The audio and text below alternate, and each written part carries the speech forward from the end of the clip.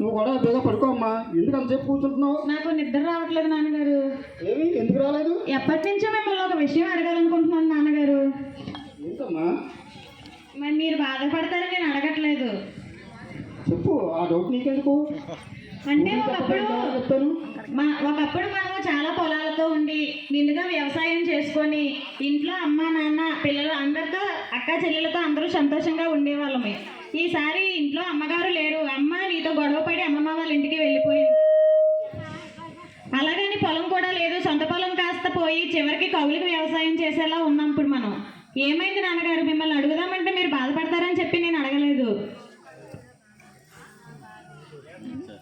నాన్నగారు, మిమ్మల్ని ఏమైనా ఇబ్బంది పెడుతున్నానా?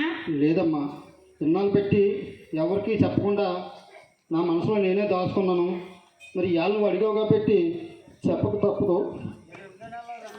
మనకి కావలసినంత భూమి పొలం ఉండేది. సొంతంగానే మనం పొలం చేసుకునేవాళ్ళవి. ఇలాగా సంసారం సాఫీగా సాగిపోయి ఇన్ని సంవత్సరాలు అందరినీ నువ్వు అన్నట్టే కలిసిమెలిసి ఉంది, కలిసిమెలిసి తిని సరదాగా ఆటుపాటు ఉండేవాళ్ళవి. కానీ అందరికన్నా ఎక్కువ పంట పండించాలనేసి, అందరికన్నా ఎక్కువ దిగుబడి తెచ్చాలని అత్యాశకు వెళ్ళిపోయి భూతల్లికి పెట్టుబడి పెట్టకుండా, భూమికి ఎటువంటి గెత్తాలు కానీ ఎరువులు కానీ ఏమీ వేయకుండా పంటకే పెట్టుబడి పెట్టి పంటలు పండించాలన్న దురాశకు వెళ్ళిపోయాను నేను. అలాగా చేసి పురుగుల మందులు, పిండ్లు, రకరకాల రసాయన ఎరువులన్నీ వాడి అందరికన్నా అత్యధిక దిగుబడి అయితే తెచ్చాను. ఎంతో గొప్ప అనేసుకున్నాను. అలాగా ఆ పండించిన పంట నుండే మనం కూడా ఆహారం తిన్నాం, కాయగూరలు తిన్నాం, అన్నీ తిని ఇది చేసాం. కొంతకాలానికి మీ అమ్మ అనారోగ్యానికి గురైందమ్మా. మీ అమ్మని హాస్పిటల్కి తిప్పి ఉన్న భూమి మొత్తం అమ్మి మందులకి డాక్టర్లకే ఖర్చు పెట్టాను. కానీ చివరి వరకు డాక్టర్లు రోగం ఏంటన్నది చెప్పకుండా దాచిపెట్టారు. చివరికి డాక్టర్లు అడిగేసరికి చెప్పరాని నిజం ఒకటి చెప్పారు. మీ భార్యకి క్యాన్సర్ అండి, కానీ ఆ క్యాన్సర్ అన్న విషయం ఆవిడకి చెప్తే ముందుగా మీకు దూరం అవడానికి అవకాశం ఉంది అనేసరికి ఆ రోజు నుండి ఈ రోజు వరకు ఆ మాటను నాలో నేనే దాచుకొని మీ అమ్మని మీ అమ్మమ్మ గురించి కూడా పెట్టి ఇది చేశానమ్మా. కానీ ఈ నిజం క్యాన్సర్ వచ్చిందన్న సంగతి నాకు తప్ప మన కుటుంబ సభ్యులకు కానీ మీ అమ్మకు కానీ ఎవరికి చెప్పకుండా. నాన్నగారు నన్ను క్షమించండి నాన్నగారు. మీలో ఇంత బాధ పెట్టుకొని ఉదయం నుంచి సాయంత్రం వరకు ఆడుతూ పాడుతూ పని చేసుకుంటూ తిరుగుతుంటే నేను అమ్మని కావాలనే దూరం చేశారు అనుకున్నాను నాన్నగారు. నన్ను క్షమించండి నాన్నగారు.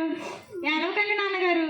కానీ ఇదంతా నేనే పాడు చేశానని మీ అమ్మమ్మ గారు, మీ మామయ్యలు అందరూ నా మీద నిందేసి ఈ వేళకి నన్ను ఇబ్బంది పెడుతున్నారు. కానీ ఈ నిజం నేను ఇప్పటి వరకు చెప్పలేదు. అయ్యగారు ఏడకండి అయ్యా, మీకు 7 బస్సులో చూడు కదా, ఏడకండి అయ్యా, ఏడకండి అయ్యా. నేను పండించిన పంటతోనే నా భార్యకి నేనే వేసి పెట్టినండి అయ్యా.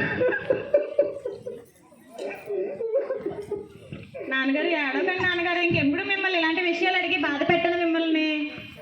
కానీ మనం తినే ఆహారం అయినా సరే మన సొంతంగా ఆర్గానిక్ వ్యవసాయం, ప్రకృతి వ్యవసాయం, మన చుట్టుపక్కల ఉన్న ప్రకృతి సామాన్లతోనే మనం సొంతంగా వ్యవసాయం చేసుకొని మనం ఆరోగ్యంగా ఉండాలన్న ఆలోచన ఇప్పుడిప్పుడే బీసీటీ ఎస్ఎల్ఎఫ్సి బృందం వారు వచ్చి చెప్పినారు. ఇక పైన నేను కూడా ఆ విధంగా పండించి ఉన్న వాళ్ళమైనా సరే కాపాడుకోవాలన్న ఆశ ఒకటి ఇప్పుడు నాకు కలుగుతుంది.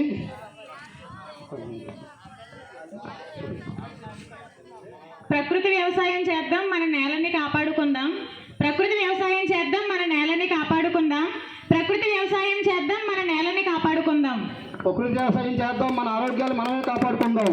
ప్రకృతి వ్యవసాయం చేసి మన ఆరోగ్యాన్ని మనం కాపాడుకుందాం, మన భూతుల్ని మనం రక్షించుకుందాం. భూమికి పెట్టుబడి పెట్టండి, పంటకు పెట్టుబడి తగ్గించండి.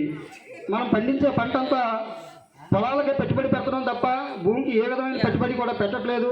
గతంలో మన పెద్దలు బంగారం లాంటి భూమిని బంగారంగా తయారు చేసి మనకి ఇచ్చినారు.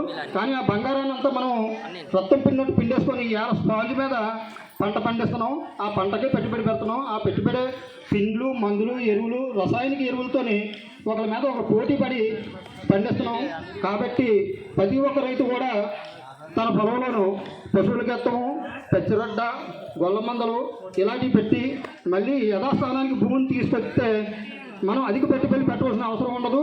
అధిక దిగుబడి సాధించడానికి, మన ఆరోగ్యాలు కాపాడుకోవడానికి అనుకూలంగా ఉంటుంది. ఈ అవకాశం ఇచ్చిన అందరికీ ధన్యవాదాలండి. చక్కగా నటించిన యాక్టర్, సినిమాల్లో కూడా నటించారు. మన పరశురామ్ గారికి, లక్ష్మి గారికి థ్యాంక్ యూ. మన గ్రామాల్లో జరుగుతుంది.